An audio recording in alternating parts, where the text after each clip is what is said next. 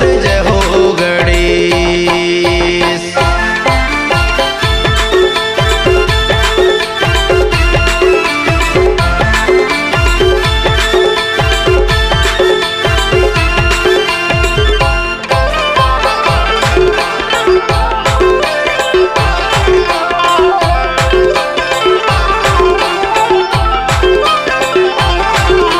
लड्डू के देवा ते प्रेमी मुसवा के करे सवारी, एक दंत ते कहै पूजा करे नर नारी, एक दंत ते कहै पूजा करे नर नारी।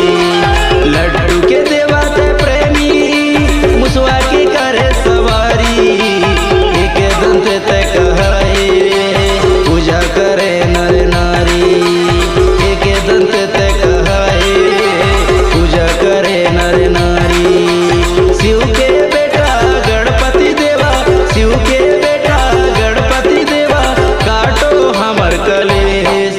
जय हो गणेश देवा तोर जय हो गणेश।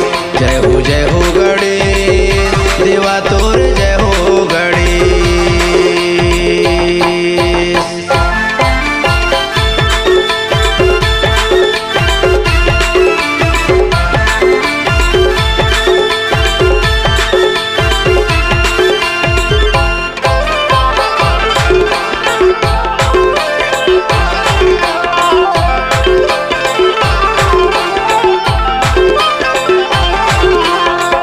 सही तोर कान पेट हवे जबर भारी, पहले पूजा होवे जगमा गुन गाए दुनिया सारी।